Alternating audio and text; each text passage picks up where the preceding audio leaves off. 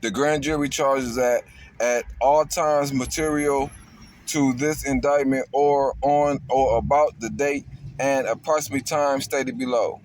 The defendant, Donald J. Trump, was the 45th President of the United States and a candidate for re-election in 2020. The defendant lost the 2020 presidential election. Despite having lost, the defendant was determined to remain in power, so for more than 2 months following Election Day, on January 3rd, 2020, the defendant spread lies that there had been outcomes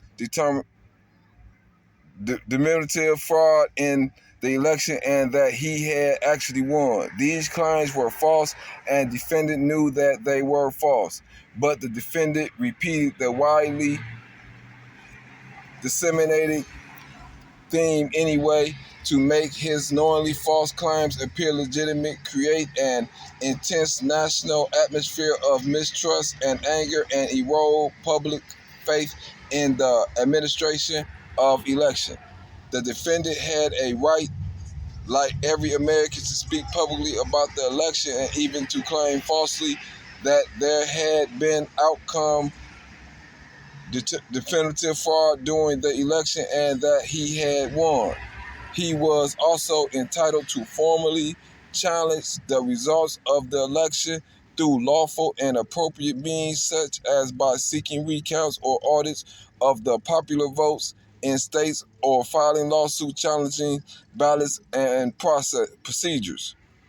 Indeed, in many cases, the defendant did pursue these methods of contesting the election results. His efforts to change the outcome in any state through recounts, audits, or legal challenges were uniformly unsuccessful. Shortly after Election Day, the defendant had pursued unlawful means of discounting legitimate votes and subverting the election results. In so doing, the defendant perpetrated 3 criminal conspiracies: a conspiracy to defraud the United States by using dishonesty, fraud, and deceit to impair, obstruct, and defeat the lawful federal government functions by which the result of the presidential election are collected, counted, and certified by the federal government in violation of 18 U.S.C. 371. B. A conspiracy to corrupt, obstruct, and impede the January 6th congressional proceedings, at which the collected result of the presidential election are counted and certified. The certification proceedings, in violation of 18 U.S.C. and a conspiracy against the right to vote and to have one vote counted, in violation of 18 U.S.C. Each of these conspiracies, which built on the widespread mistrust and defendants, was creating through persuasive and destabilizing lies about election fraud, targeted a bedrock function of the United States federal government, the nation process of collecting, counting, and certifying the results of presidential elections, the government function.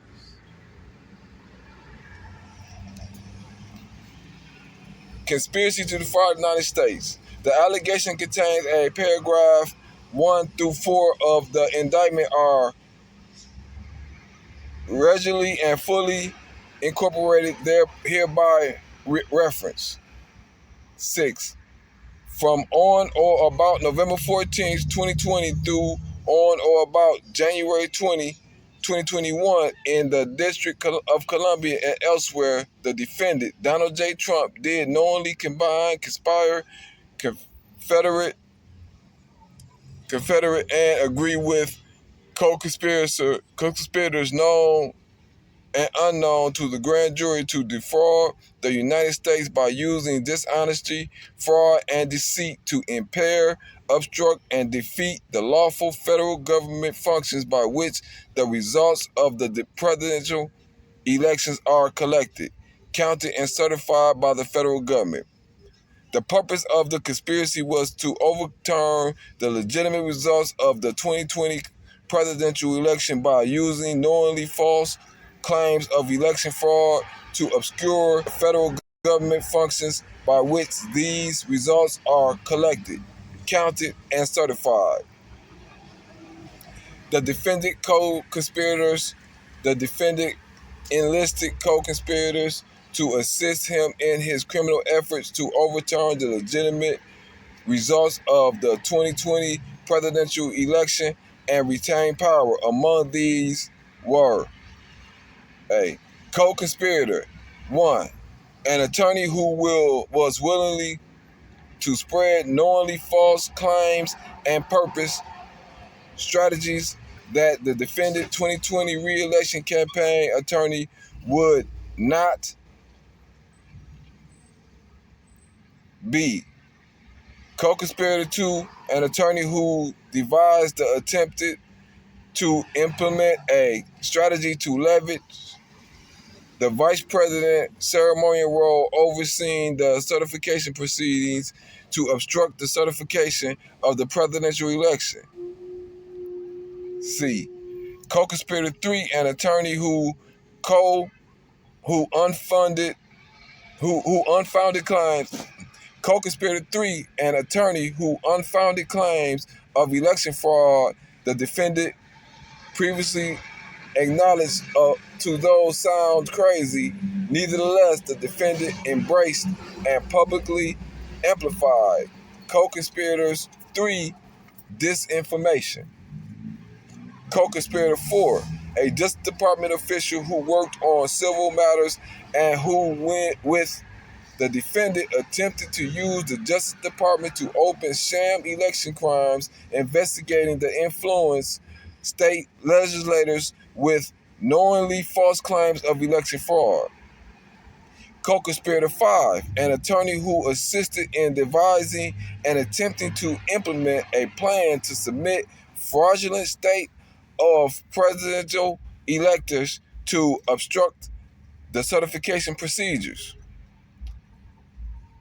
Co-conspirator 6, a political consultant who helped implement a plan to submit fraudulent slates of presidential electors to obstruct the certification proceedings. The federal government functions. The federal government functions by which the result of the election for President of the United States are collected, counted, and certified was established through the Constitution and the Electoral Count Act, a federal law enacted in 1887. The Constitution provided that individuals called electors select the president, and that each state determines for itself who to appoint the electors appointed to it. Through state law, each of the 50 states and the District of Columbia chose to select their electors based on the popular vote in that state. After Election Day, the ECA requires each state to formally determine or ascertain the electors who would represent the state voters by casting electoral votes on behalf of the candidate who had won the popular vote, and required the execution of each state to certify the federal government. The identities of these electors, then on a date set by the ECA, each state ascertained electors were required to meet and collect the results of the presidential election. That is, to cast electoral votes based on their state popular vote and to send their electoral votes along with the state executives. Certification. that they were the state legitimate electors to United States Congress to be counted and certified in an official proceedings. Finally, the Constitution and the ECA requires that on the 6th of January following Election Day, Congress meets in joint session for a certification proceedings, presiding over by the Vice President and President of the Senate to count the electoral votes, resolve any objections, and announce the results, thus certifying the winner of the presidential election as president-elect. This federal government function from the point of ascertainment to the certification is fundamental to the United States democratic process, and until 2021 had operated in a peaceful, orderly manner for more than 130 years. The defendant conspiracy to impair, obstruct, and defeat the federal government functions through dishonesty, fraud, and deceit included the following manner and means. The defendant and co-conspirators used knowingly false claims of election fraud to get state legislators and election officials to subvert the legitimate election results and change electoral votes for the defendant opponent Joshua R. Biden Jr. to electoral votes for the defendant. That is on the pretext of baseless fraud claims. The defendant pushed officials in certain states to ignore the popular vote, disenfranchise millions of voters, dismiss legitimate electors, and ultimately cause the ascertainment of and voting by illegitimate electors in favor of the defendant. The defendant and co-conspirators organized fraudulent slates of electors in 7 targeted states: Arizona, Georgia, Michigan, Nevada, New Mexico, Pennsylvania, and Wisconsin, attempting to mimic the proceedings that the legitimate electors were supposed to follow under the Constitution and other federal and state laws. This included using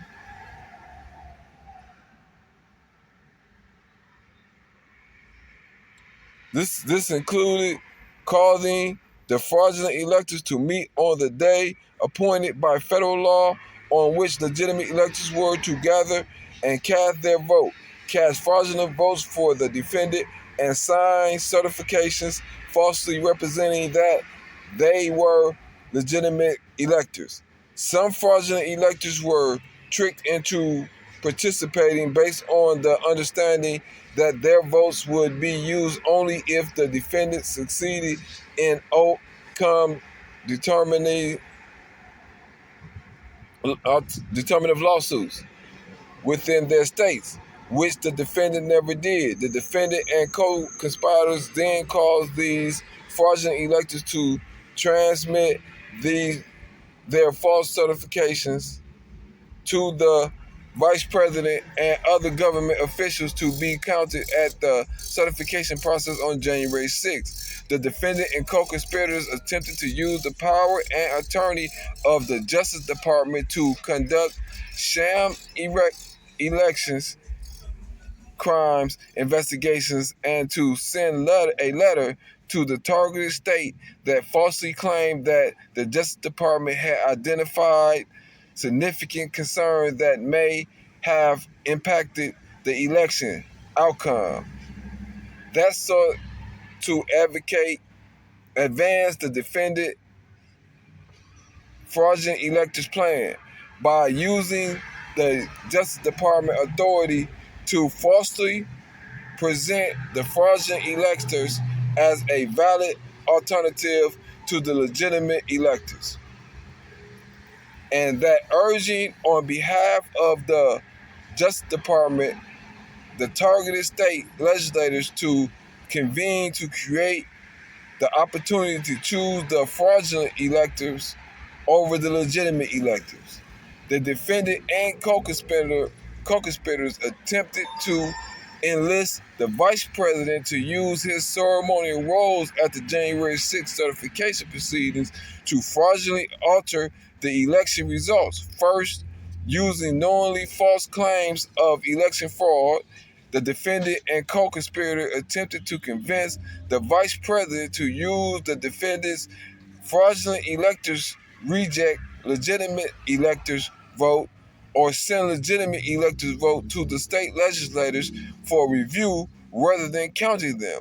When that failed failed on the morning on January 6th, the defendant and co-conspirators repeated knowingly and false claims of election fraud to gather supporters, falsely told them that the vice president had the authorities to and might alter the election results, and directed them to the Capitol to obstruct the certification proceedings and extract pressure on the vice president to take the fraudulent action he had previously refused.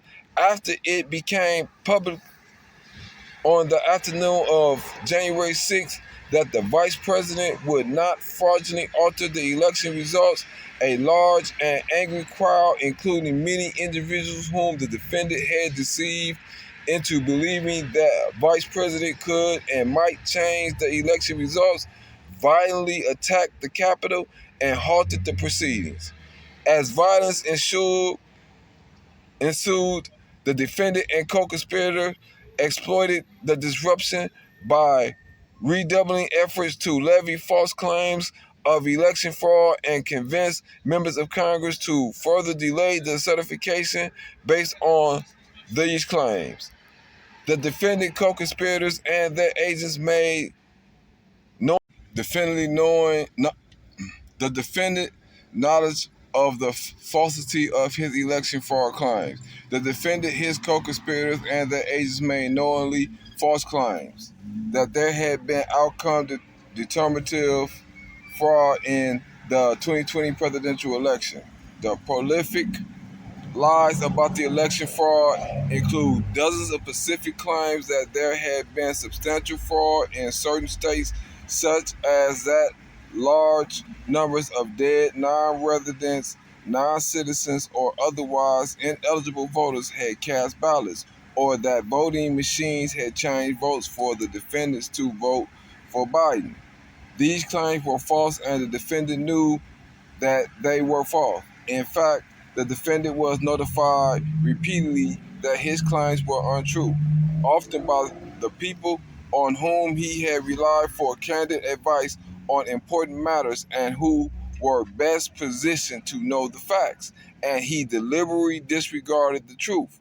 For instance, the defendant, vice president, who personally stood to gain by remaining in office as part of the defendant ticket, and whom the defendant asked to study fraud allegations, told the defendant that he had seen no evidence of outcome determinative fraud. The senior leader of the Justice Department, appointed by the defendant and responsible for investigating credible allegations of election crime, told the defendant on multiple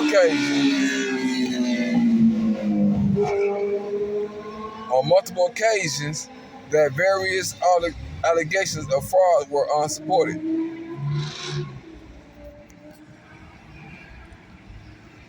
The Director of National Intelligence, the defendant principal advisor on intelligence matters related to national security, disavows the defendant of the notion that the intelligence community finding regarding foreign interference would change the outcome of the election.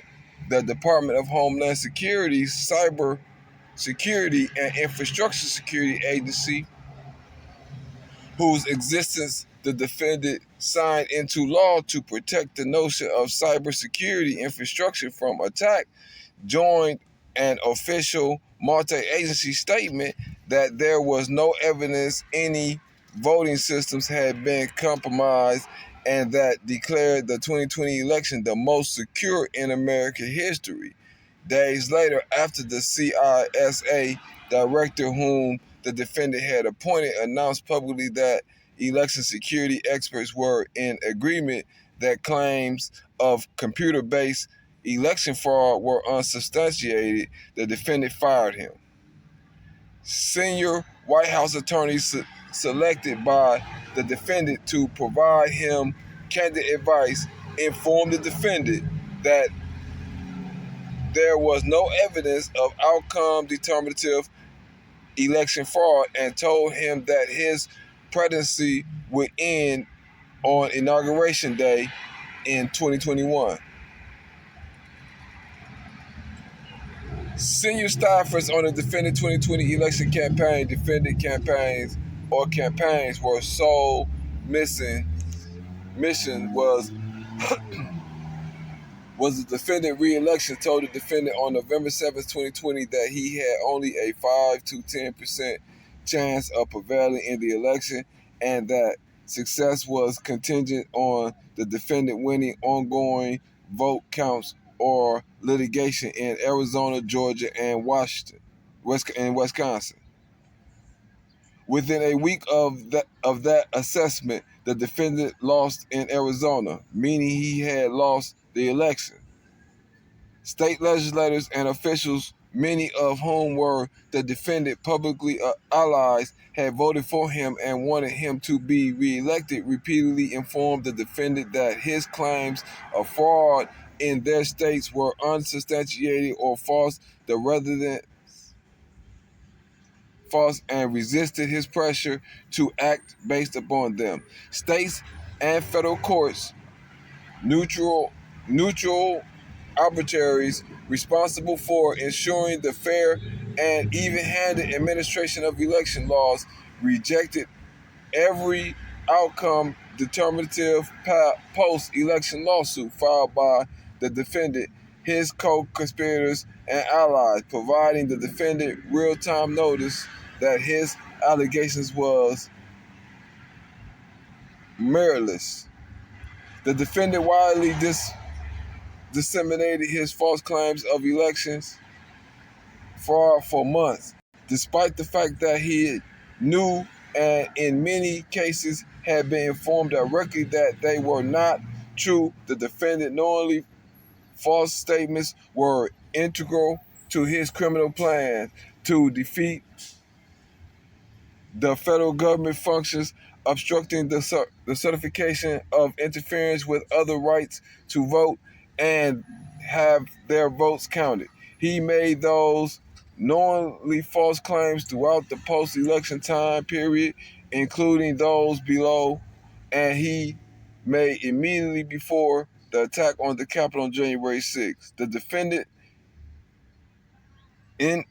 defendant insinuated that more than 10,000 dead voters had voted in Georgia. Just 4 days earlier, Georgia Secretary of State had explained to the defendant that this was false. The defendant asserted that there had been 205,000 more voters than voters in Pennsylvania. The defendant, acting Attorney General and acting Deputy Attorney General, had explained to him that this was false. The defendant said that there had been a suspicious vote dump in Detroit, Michigan. The defendant Attorney General had explained to the defendant that this was false, and the defendant allies in the Michigan state legislature, the Speaker of the House of the Representative, a majority leader of the Senate, had publicly announced that there was no evidence of substantial fraud in the state. The defendant claimed that there had been tens of thousands of double votes and other frauds in Nevada. The Nevada Secretary of State had previously rebutted the defendant's fraud claims by publicly posting a fact versus myth document explaining that Nevada judge had reviewed and rejected them, and the Nevada Supreme Court had rendered a decision denying such claims. The defendant said that more than 30 30,000 non-citizens had voted in Arizona. The defendant-owned campaign managers had explained to him that such claims were false, and the Speaker of the Arizona House of Representatives, who had supported the defendant in the election, had issued a public statement that there was no evidence of substantial fraud in Arizona. The defendant associated that The defendant asserted that voting machines in various contested states had switched votes from the defendant to Biden. The defendant, Attorney General, Acting Attorney General, and Acting Deputy Attorney General all had explained to him that this was false, and numerous recounts and audits had confirmed the accuracy of the voting machines. The criminal agreement and act of affect the object of the conspiracy. The defendant used of deceit to get senators, officials to subvert the legitimate election results and change electoral votes. Shortly after Election Day, which fell on November 3rd, 2020, the defendant launched his criminal scam. On November 13th, the defendant campaign attorney conceded in court that he had lost the vote count in the state of Arizona, meaning based on the assortment the defendant's campaign advisors had given him just a week earlier, the defendant had lost the election. So the next day, the defendant turned to co-conspirators, one, whom he announced would spearhead his efforts going forward to challenge the election results. From that point on, the defendant had his co-conspirators recruit strategies to use knowledge, deceit in the targeted state to impair, obstruct, and defeat the federal government functions, including as described below. On November 13, 2020, the defendant had a convention with his campaign managers who informed him that a claim that had been circulating that a substantial number of non-citizens had voted in Arizona was false. November 22nd, 8 days before Arizona governor certified the assessment of the state legitimate electors based on the popular vote, the defendant and co-conspirator one called the Speaker of Arizona House of Representatives and made knowingly false claims of election fraud aimed at interfering with the assessment of and voting by Arizona electors as follows. Defendant and co-conspirators, one, falsely asserted, among other things, that a substantial number of non-citizens, non-residents, and dead people had voted fraudulently in Arizona. The Arizona House Speaker asked co-conspirators, one, for evidence of the claims, which co-conspirator I did not have, but claimed he would provide. Co-conspirator, I never did so. The defendant and co-conspirator one asked the Arizona House Speaker to call the legitimate into session to hold a hearing based on their claims of election fraud. The Arizona House Speaker refused, stating that doing so would require a two-thirds vote of its members, and he would not allow it without actual evidence of fraud. The defendant and co-conspirator, I asked the Arizona House Speaker to use the legislators to circumvent the process by which legitimate electors would be ascertained by Biden based on the popular vote, and replace those electors with a new slate for the defendant. The Arizona House Speaker refused, responding that the suggestion was beyond anything he had ever heard or thought of as something within his authority. On December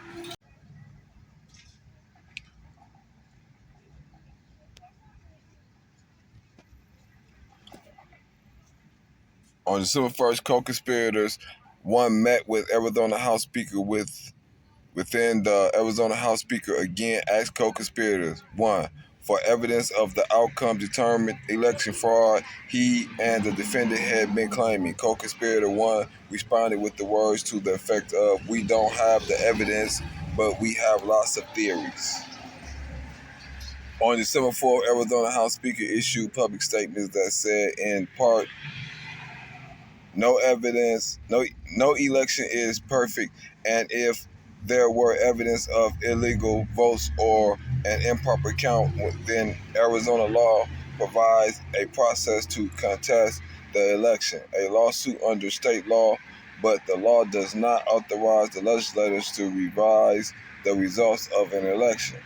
As a conservative Republican, I don't like the results of the presidential election. I voted for President Trump and worked hard to re-elect him, but I cannot and will not entertain a suggestion that we violate current law to change the outcome of certified elections. I and my fellow legislators swore an oath to support the U.S. Constitution and the Constitution and law of the state of Arizona. It would violate that oath, the basic principles of Republican government, and the rules of law if we attempt to nullify the people vote based on unsupported theories of fraud. Under the law that we vote and voted upon, Arizona voters chose who would win, and our system requires that their choice be respected. On the morning of January 4th, 2021, co-conspirator 2 called the Arizona House Speaker to urge him to use majority of the legislators to decertify the state legitimate elector. To decertify the state legitimate elector, Arizona valid ascertained electors had voted 3 weeks earlier and sent their vote to Congress, which was scheduled to count those votes in Biden's favor in just 2 days' time at the January 6th certification proceedings. When the Arizona House Speaker explained that the state investigation had uncovered no evidence of substantial fraud in the state, co-conspirator 2 coincided with coincided that he did not know enough about facts on the ground in Arizona, but nevertheless told the Arizona House Speaker to decertify and let the court sort it out. The Arizona House Speaker refused, stating that he would not play with the oath he had taken to uphold the United States Constitution and Arizona law. On January 6th, defendant publicly repeated the knowing false claims that 36,009 citizens had voted in Arizona. On November 16th, 2020, on defendant behalf, his executive assistant sent co-conspirator 3 and other documents contained bullet point critical of a certain voting machine company, writing, "See attached, please include as is, almost as in lawsuit." Co-conspirator 3 responded 9 minutes later, writing, "It must go in an all suit in GA and PA immediately with a fraud claim that requires the entire election to be set aside. In those states, the machine impounded for nonpartisan professional inspection." On November 25th, co-conspirator 3 filed a lawsuit against the governor of Georgia, falsely alleging massive election fraud accomplished through the voting machine company's election software and hardware. Before the lawsuit was even filed, the defendant retweeted a post promoting it.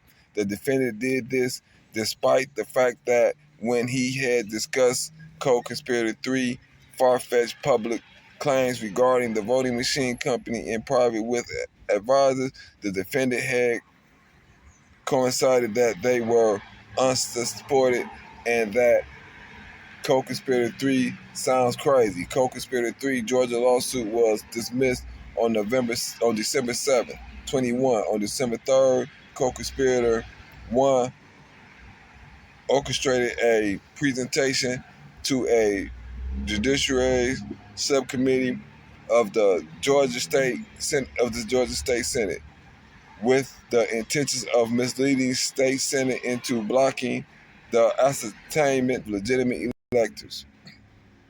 During the presentation, an agent of the defendant and co-conspirator 21. On December 3rd, co-conspirator 1 orchestrated a presentation to a judiciary subcommittee of the Georgia State Senate with the intentions of misleading state senators into blocking the ascertainment of legitimate electors during the presentation. An agent of the defendant and co-conspirator 1 falsely claimed that more than 10,000 dead people voted in Georgia that afternoon. A senator advisors of the defendant told the defendant chief of staff through text messages. Just an FYI, a campaign lawyer and his team verified that the 10K supposed dead people voting in Georgia is not accurate. It was alleged in co-conspiracy 1 hearing today. The senator advisor clarified that he believed that the actual number was 12. Another agent of the defendant and co-conspirator 1 played a misleading excerpt of a video recording of ballots counting at State Farm Arena in Atlanta and insinuated that it showed electors workers counting suitcases of illegal ballots. Co-conspirator 2 encouraged the legislature to decertify the state legislative elections based on false allegations of election fraud. Also, on December 3rd, the defendant issued a tweet amplifying the knowingly false claims made in co-conspirator 1 presentation in Georgia. Wow, blockbuster testimony taking place right now in Georgia. Ballot stuffing by Dems when Republicans were forced to leave the large county room.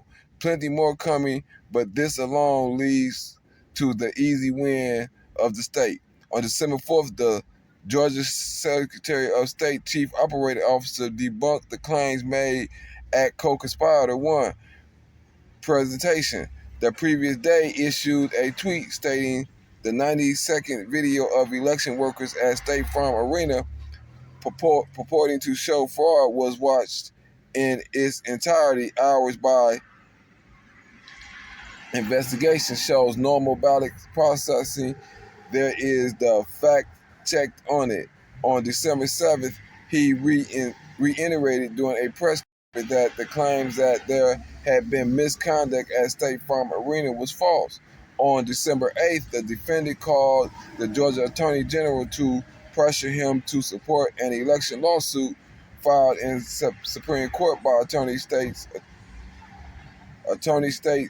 General. The Georgia Attorney General told the defendant that officials had investigated various claims of election fraud in the state and were not seeing evidence to support them.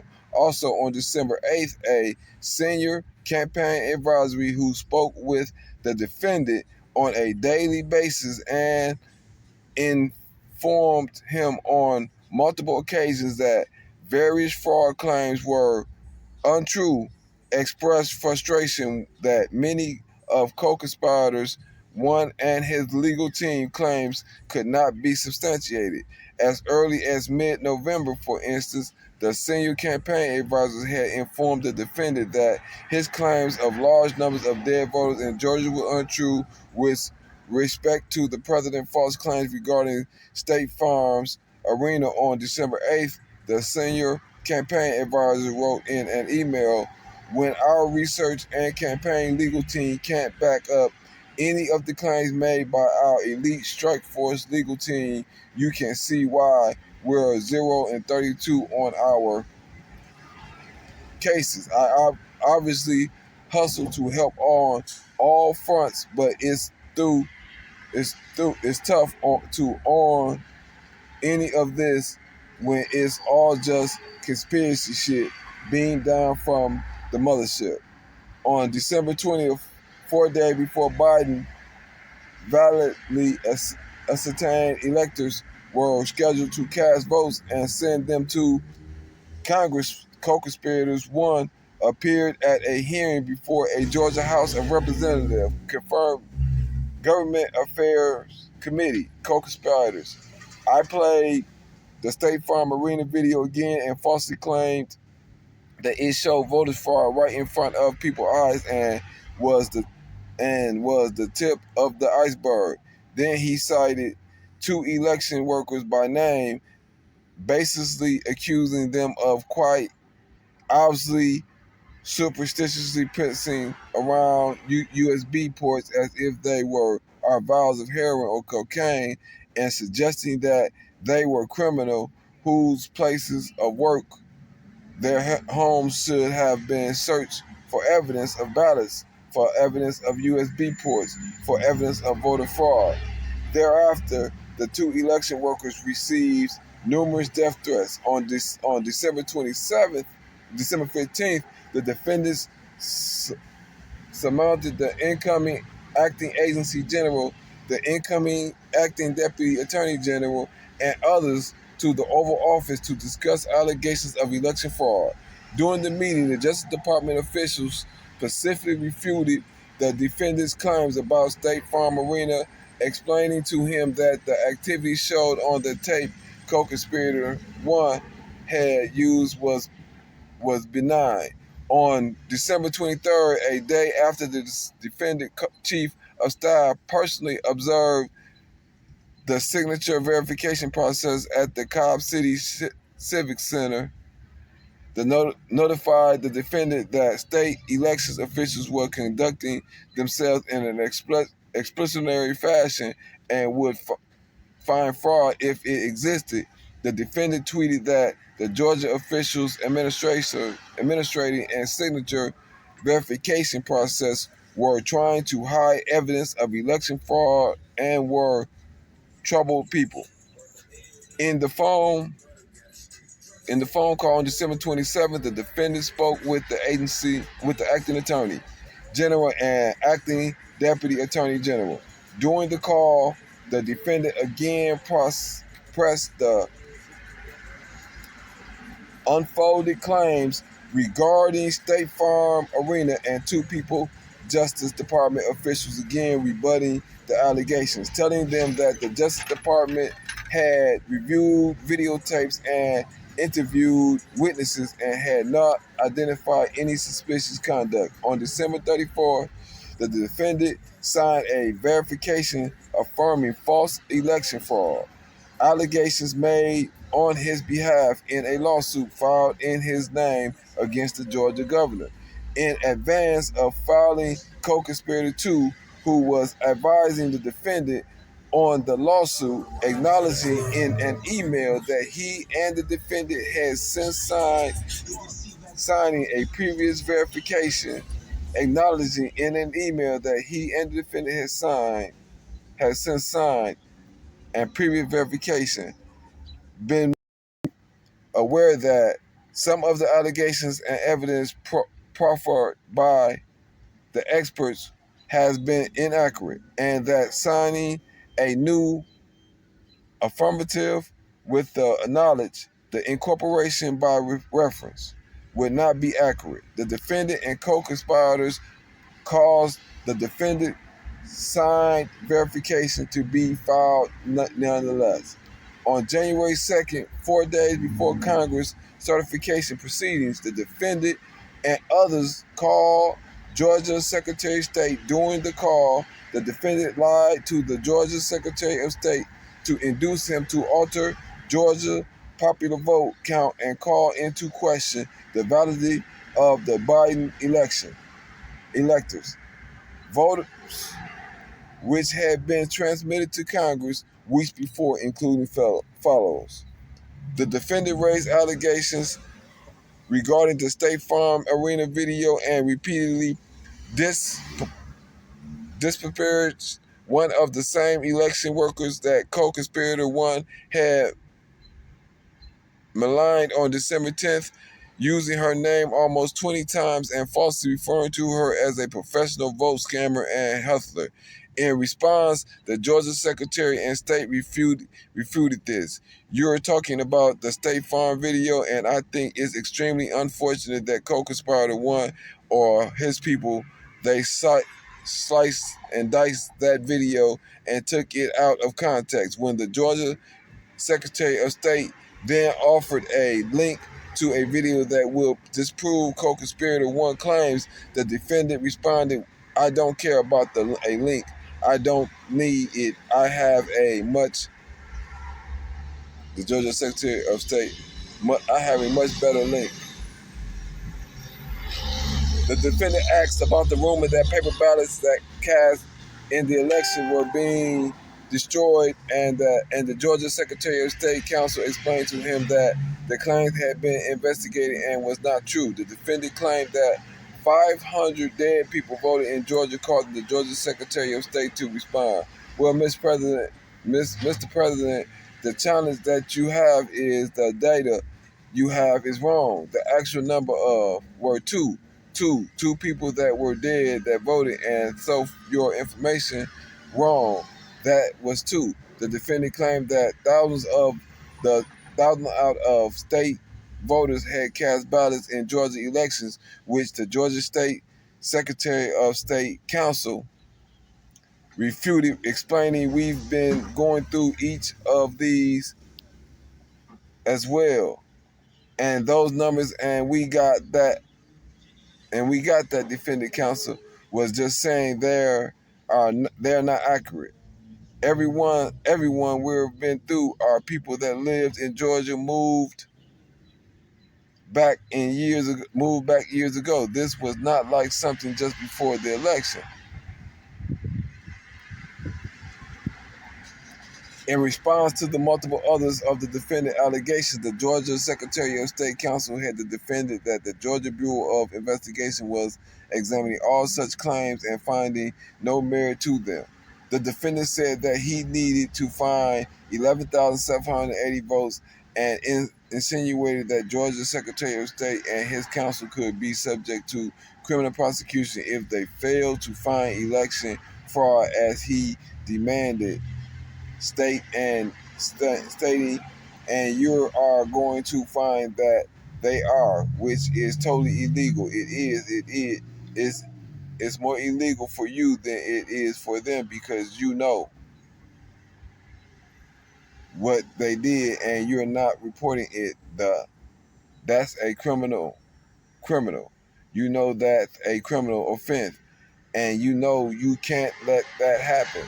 That's a big risk to you and to the Georgia Secretary of State Counsel, your lawyer. The next day, on January 3rd, the defendant falsely claimed that the Georgia Secretary of State had not addressed the defendant allegations publicly, stating that the Georgia Secretary of State was unwilling or unable to answer questions such as the ballots under the table scam, ballot destruction of out-of-state voters, dead voters, and more. He has no clue. On January 6th, defendant publicly repeated knowing false insinuations that more than 10,300 dead people had voted in Georgia. On November 5th, 2020, the defendant claimed that there had been a suspicious dump of votes, purportedly illegitimate ballots, stating in Detroit there were hours of unexpected delays.